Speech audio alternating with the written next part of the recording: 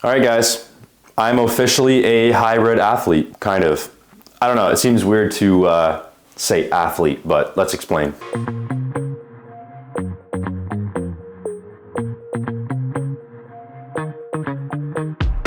So this is what the definition of a hybrid athlete actually is according to Google. So a hybrid athlete is a method of training that emphasizes simultaneous progression in two or more fitness modalities. The goal is not just to become a multi-sport athlete, but a multi-modality specialist. So I just signed up for a half marathon, which will be the longest that I've ever run ever. I've only ever done like 15 kilometers on my own just for fun.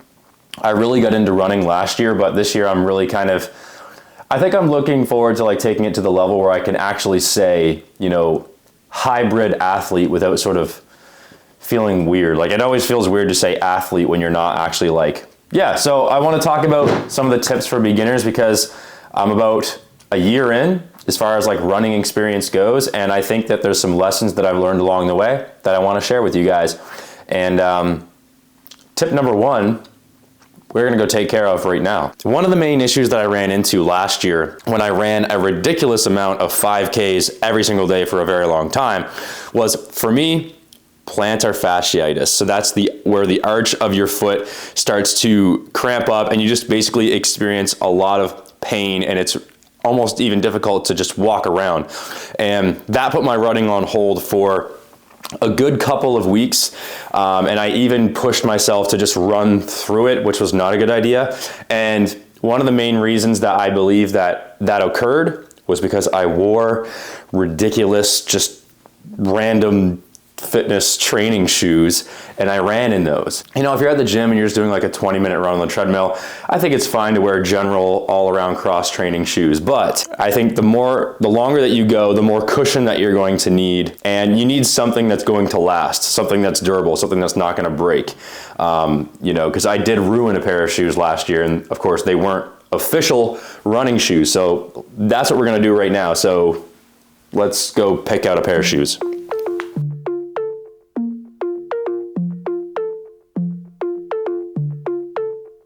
Let's see what we got from Sport Check. Now, I did do a little bit of research before I actually went out and spent a decent amount of money on a pair of shoes, but I didn't do like super extensive research. I basically just looked up top shoes for running in 2024, specifically for outdoor and indoor running, because I do a bit of a mixture right now because it is still March. But mostly, from what I can tell from like 10 to 15 minutes of research that I did do on what shoes to buy, I essentially just noticed that you want something cushiony for long runs, something that has a lot of support on the bottom, because obviously when you're doing long runs, that puts a lot of stress on the bottom of the shoe, and the shoe's gonna wear out really quickly. And of course, I'll probably end up with the plantar fasciitis that I had last time. Especially with running, you have to think about your striking point. So the way that your foot strikes the ground, and that repetitiveness of striking that way can also cause injuries. So you just want your strides to be fluent. It's almost like you want to be able to run on clouds in a sense, right? And absorb a lot of impact when you run is important. So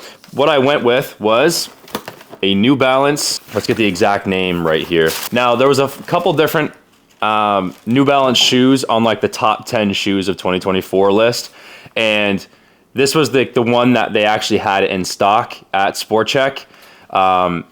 And I was gonna check a couple different spots. There's a place not too far from my place called the Running Room. I was gonna check that out, but I wanted to go to the mall because, you know, of course I wanted to get a Starbucks coffee before my workout later. But yeah, they ended up having a shoe that was on the list. But New Balance had a few different shoes that were on the list, which lets me know that, you know, they must be a decent quality running shoe. And of course they have the Fuel Cell line, which is like their running line of shoes. And yeah, this one is Fuel Cell Propel. So that is the shoe that I decided to go with. When I put them on inside of the store, I've never worn a shoe that feels this way. So now these were $175. The reason why I tell you that is because I do think that it is important to not just go cheap. If I went and bought a pair of shoes that were cheap, they might not be any better than what I already have. Those are the shoes that I got, and now it's time to go to the gym. and I'm gonna do a voiceover workout because I'm doing a little bit of a different workout. My split is sort of transitioning. Now that I'm really focusing in on a half marathon, I'm sort of transitioning into how I'm gonna balance and structure my training along with the running.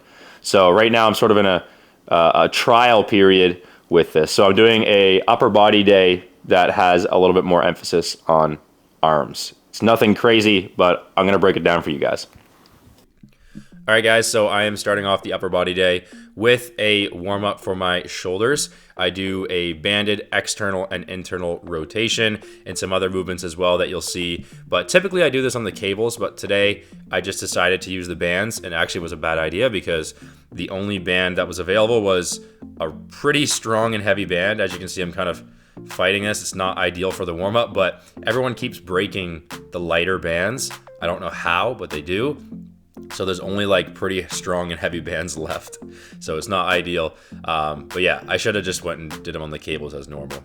Okay, so I am going to break down the sets and the reps of this workout, but I want to explain sort of how I got to the point of getting to do a marathon, because it is kind of like a random thing for me to do. Obviously, I've never done one, but the last few months of 2023, I was going through a bulking phase where I put on weight.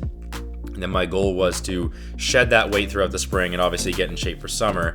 And I do that every year as a way for me to kind of help connect with my clients, because I am an online fat loss coach. So for me to help my clients to the best of my ability is I kind of have to be in their shoes to really give them good advice. But as I was dieting, of course, and you're shedding body fat, you increase cardio. And that's what really got me back into running. And then I was like, you know what, I'm gonna do a half marathon. And then I started thinking, okay, if we're doing a half marathon, we're gonna go all in and we gotta train properly for it and make sure that we're actually ready and get a good time, right? I think my goal is really just to complete the marathon, but I wanna get a decent time, because if I love it, I'm gonna do it again. So I have to restructure like my training, and recovery is gonna be very important, because obviously, you know, with hybrid training, you're doing two different methods of training. So you're gonna be working out twice a day on certain days. So you want to make sure that recovery is where it needs to be. And obviously with nutrition, I need to fuel properly. So I'm no longer going to be in a deficit. I'm not dieting anymore. So I'm not expecting any fat loss. I'm not expecting any weight loss.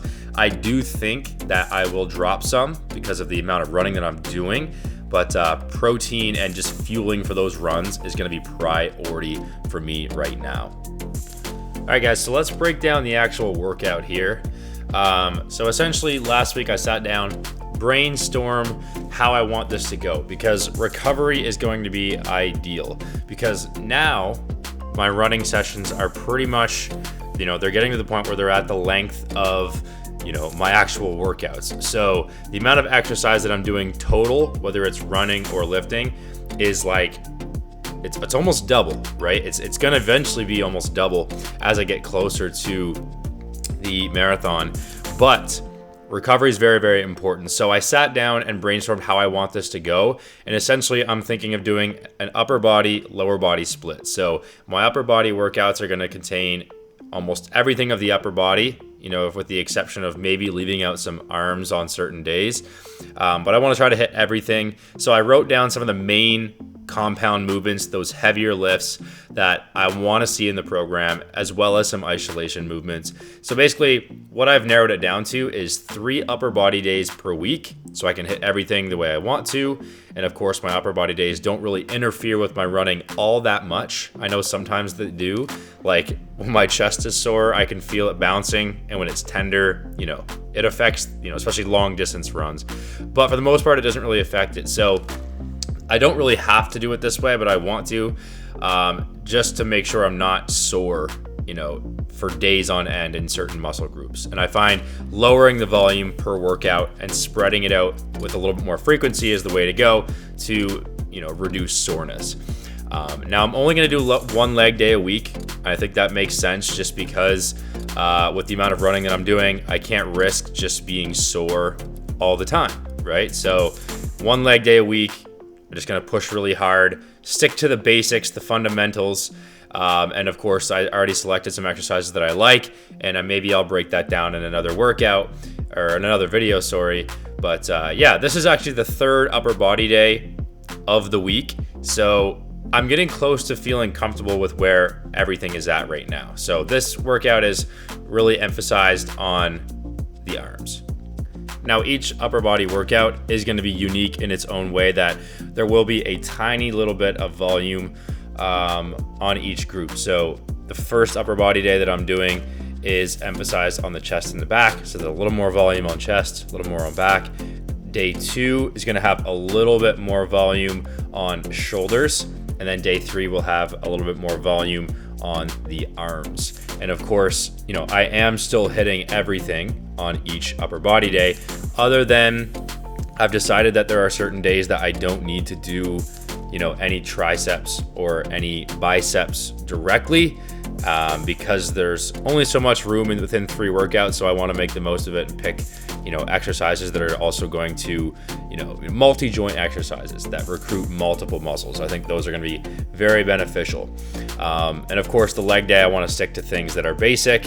And like I say, make sure that I am doing my best to still push myself, because it's easy to want to pull back from those leg sessions, because if you have a run, let's say the next day or the following day, you want to make sure that you're fresh for those. And sometimes it's hard to go all out on your squats, or especially with those isolation machines that really make you sore, like the leg extensions. Sometimes it can be easy to pull away. And I experienced that last summer. When I tried to do 5K for 30 days straight, let's just say running through that pain is just not ideal. And if anything, it's going to ruin your recovery from the actual leg session. So if you're hoping to get muscle growth, if you're hoping for strength within your leg days, it may be very difficult to make happen while you are, running so much, right? And running so frequently, right? You have to really pick your goals and where you want to see yourself in the next few months. And really just focus on targeting those goals. I think that's the main thing, right? If I were to try to increase my deadlift and then increase pec size, and then maybe, let's say if I wanted to jump higher and then also train for a half marathon, those are a lot of different goals that it's just going to be hard to optimize an actual training plan that's going to get you there at a reasonable time. You probably can work on all those different goals at the same time, but it's so much easier just to take a moment of your year. I know that sounds like weird to say, like a moment of your year, but a few months of your year, and just really dial in on one specific goal. You're bound to achieve it much quicker that way. And then you can just move on to, the next goal, right? Because obtaining a goal is one thing, maintaining the results of reaching that goal is another, right? It's a whole different kind of ball game, right? So it's like with my clients, they'll come to me and they want to lose 20 pounds. When we get to that goal of being 20 pounds lighter on the scale, the protocols to actually maintain it aren't a whole lot different. Obviously, you can eat a little bit more. Maybe you could do a little less cardio. But overall, you should have built a lifestyle and built up some habits that are going to allow you to keep those results, right? Because obviously you don't want to gain the weight back. And that kind of goes with like gaining size on a specific part of your body or gaining strength in a specific movement. You still kind of have to practice those every so often in order to keep those results, right? Or else if you just go back to the way that you were living before, the goal that you obtained is eventually not going to happen. So, if I train for this half marathon and then go on to do an actual full marathon and then just stop running completely, everything that I've worked so hard for to become such a great runner is just going to be gone. Like I'm just going to be the old person that I was. So you have to remember that there's a phase of like obtaining a goal, and there's also a phase of trying to maintain it and let that goal be a part of who you are, that result of the goal, right? All right. Good morning, guys. It is the following day from what you just seen. It is Sunday, so today's a very chill day. For me, I just basically spend the day by myself, sleep in a little bit, of course, getting ready for a really long run. So every Sunday is the longest run of the week for me. So I'm basically just kind of pushing the boundaries of endurance. But I'm cooking a late breakfast. It's 11 a.m. Didn't wake up until about 9-ish. The time actually went forward. So that is also throwing me off, but I feel good. But Sundays for me are just waking up, making sure all of my clients get their check-in link for the week, and I go grocery shopping and get the run in. And that honestly is pretty much it. Other than that, you know, filming this video, editing, that's the day, to be honest.